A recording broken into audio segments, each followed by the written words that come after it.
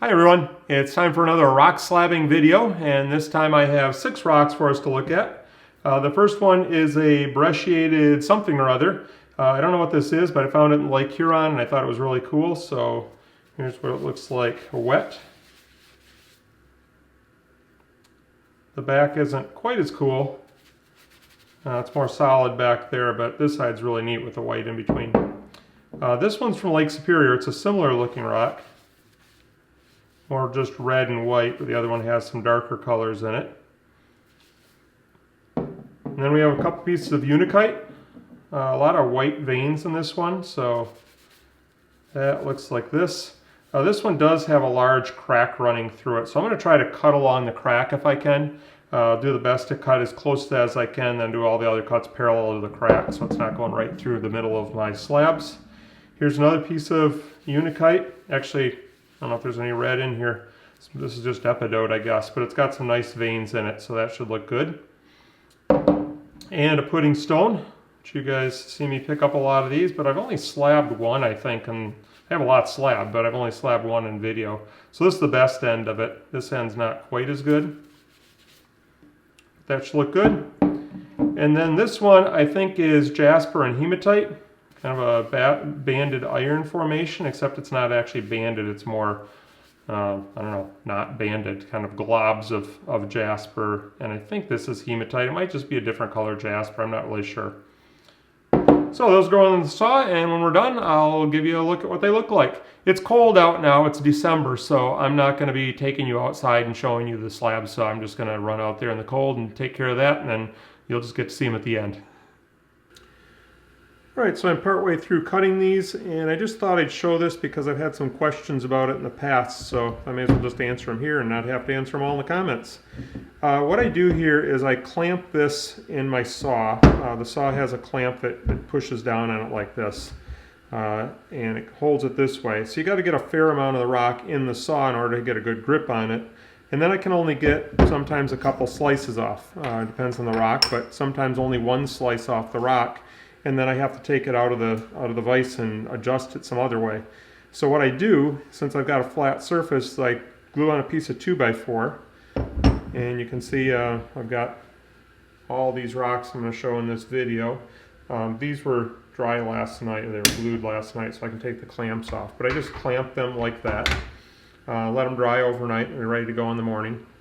So the question, well, let me back up and say what I do from here. So now I can clamp the 2x4 into the saw and take off the rest of the slices that way.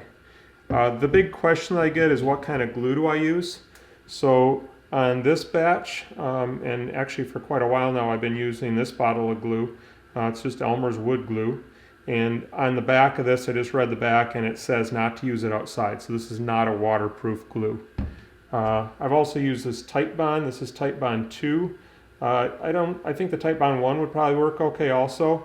I don't use Titebond 3 because I believe that's one that's waterproof, and the reason I don't use it is because the way you get the last slab off is you soak it in water. So these are some other rocks I was cutting, and this is not from Michigan, but that's been soaking in there for a couple of days. It'll probably take a week or maybe 2, and then those will fall right off the thing.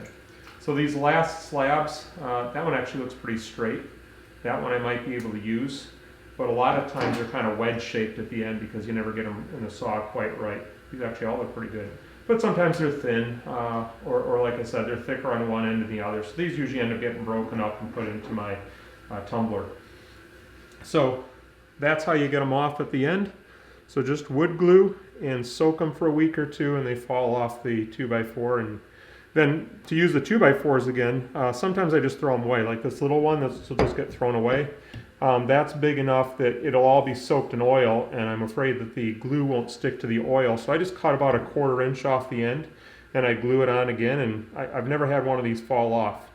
And I really wish I wouldn't have just said that because now one of these will probably fall off and jam my saw or something. But so far, haven't had a problem with this, and I've cut quite a few rocks, so I think this is a pretty good method for getting those last few cuts off of a rock. All right, they're all slabbed up, so let's take a look at them. Well, let's It's going to go in order from the least interesting to the most interesting, in my opinion, and then you can tell me how I'm wrong and tell me your opinion. This is the one that I believe is kind of a banded iron that isn't actually banded, but I believe that's hematite and jasper. And it's okay inside here, but not a real strong pattern, just sort of blotchy.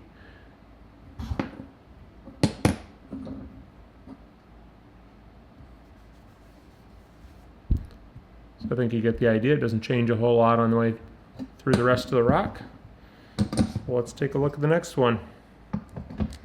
I don't know what. One's in the middle here. I don't have real strong opinions on which one I like the best, but this is one I found up in Lake Superior.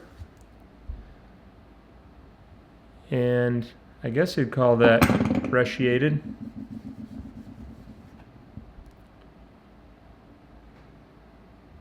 Kind of cool.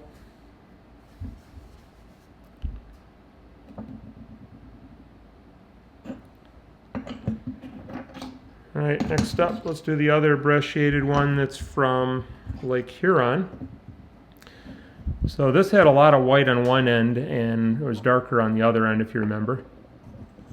So I like this end the best, where it's got more of the white in there, just gives it more contrast. But I think that's pretty cool.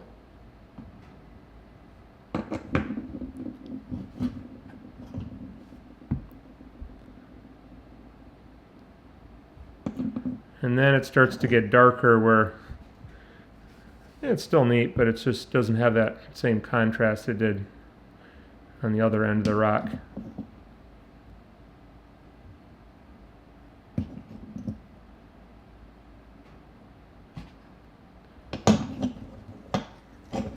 Alright, next, let's see, I've got two pieces of unakite, or a unakite and a epidote. This one's unakite because it's got the green epidote and the pinkish orangish feldspar in there.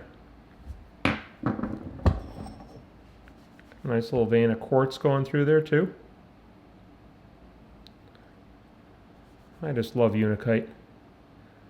That's a nice looking rock.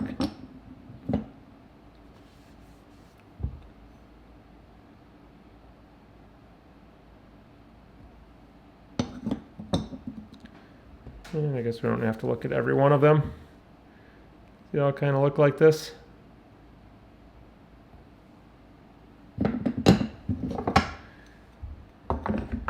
And then this is the one without red in it. This is just mostly green, but it's got really nice veins in it. Doesn't have to be different colors to look cool.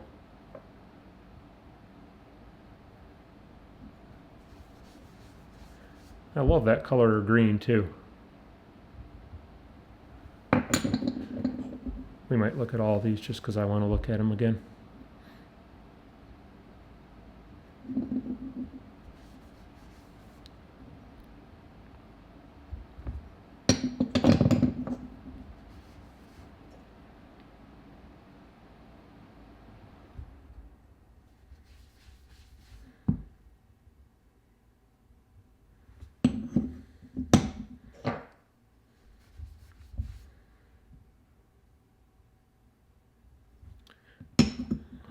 Okay, and then the last one, and my favorite, is this puddingstone.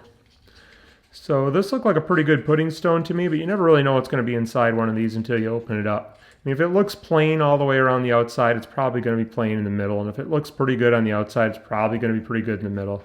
But still, you never really know. So, let me take this bottom one off so I can just sort of set this down. By the way, the bottom one I just took off looks like that. That's an end cut. It'll go in the tumbler. We will waste no rocks around here.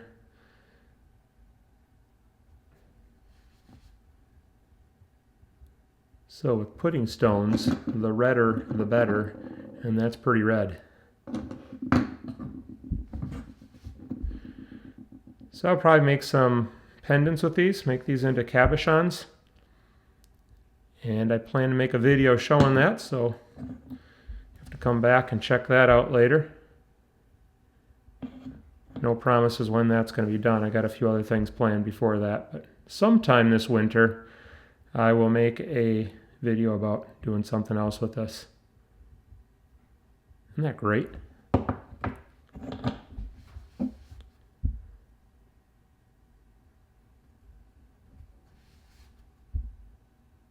Okay, this is the great side of this one. This side's okay.